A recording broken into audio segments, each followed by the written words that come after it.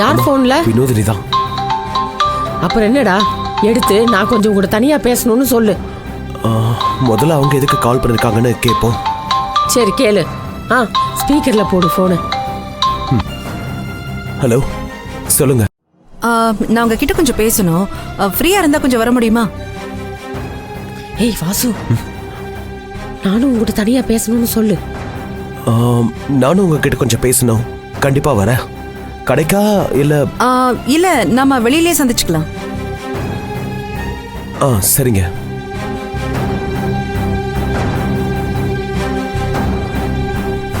உன் மனசுல இருக்கிற சந்தேகத்துக்கு பதில நானே நேரடியா கேட்டு சொல்றேன், சரியா? கண்டிப்பா நான் சொன்னதுதான் சரியா இருக்கும். பார்க்கலாம். நீ இப்போ வேலையை பாரு.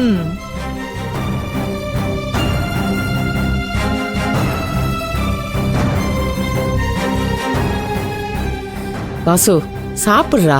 எதை பத்தி யோசிக்காத. வினோதினி கிட்ட உன் மனசுல இருக்கிறத குழப்பம் இல்லாம சொல்லிட்டு தெளிவா வா, சரியா?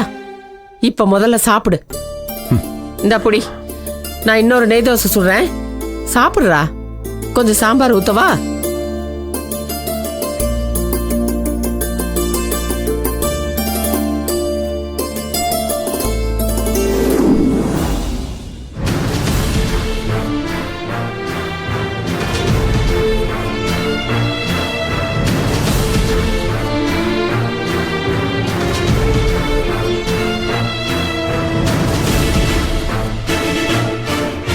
உன் மனசுல இருக்கிறதெல்லாம் அவகிட்ட தெளிவா பேசு.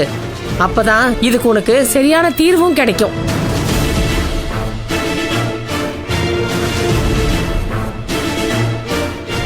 வந்து ரொம்ப நேரம் ஆச்சுங்களா? இல்லங்க, இப்பதான் வந்தேன். ஆமா, ஏதோ சொல்லணும்னு சொன்னீங்களே, சொல்லுங்க. அது வந்து, ஆமா, நீங்களே ஏதோ பேசணும்னு சொன்னீங்க. என்ன விஷயம்? முதல்ல நீங்க சொல்லுங்க. ஓ, லேடிஸ் ஃபர்ஸ்டா? பத்மாக்கும் எனக்கு ஒரு சின்ன மனக்கசப்பு, சண்டைன்னு கூட வச்சுக்கலாம். அதை தெளிவுபடுத்த தான் உங்களை வர சொன்னேன். என்னங்க, என்னால எதுவும் பிரச்சனையா? இல்ல, பிரச்சனை எல்லாம் ஒன்றும் இல்லைங்க, பயப்படாதீங்க.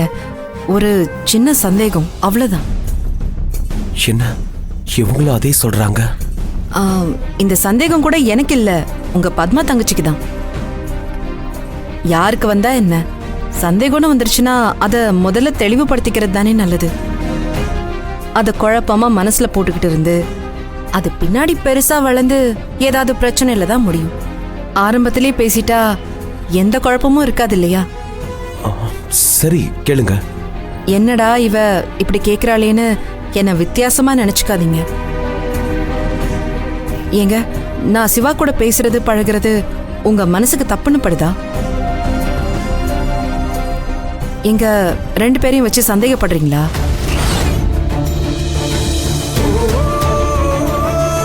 ஏங்க, இது என்னோட கேள்வி இல்ல. இப்படி எல்லாம் உங்க தங்கச்சி பத்மாவுக்கு சந்தேகம் வந்துருச்சுங்க.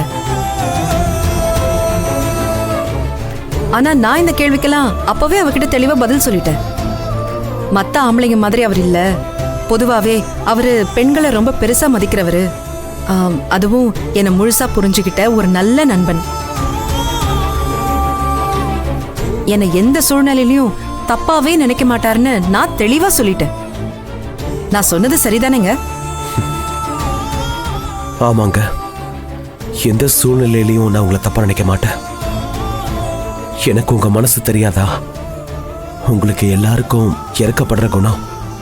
அவரோட கஷ்டத்தை பார்த்து இறக்கப்பட்டிருப்பீங்க, ஆறுதலா இருந்திருப்பீங்க. அது நான் எப்படி தப்பா எடுத்துக்க முடியும்? இதேதான் நானும் பத்மா கிட்ட சொன்னேன். ஆனா அவ என்னமோ ஆம்பளைங்க மனசை பத்தி உனக்கு தெரியாது, அவங்க சைக்காலஜி உனக்கு புரியாது, அவளுக்கு தான் எல்லாம் தெரியுங்கிற மாதிரி உங்களை சந்தேகமா தாங்க பேசினா. இப்ப பாருங்க, நான் உங்களை அப்படி இல்லைன்னு சொன்னது எவ்வளவு சரியா போச்சுன்னு. நான் ரொம்ப பேசிட்டேன், என்ன தப்பா நினைக்காதீங்க. ஏதோ கேட்கணும்னு தோணுச்சு, அதான் கேட்டுட்டேன். சரி, இப்போ நீங்க ஏதோ சொல்லணும்னு சொன்னீங்கல்ல, என்னது?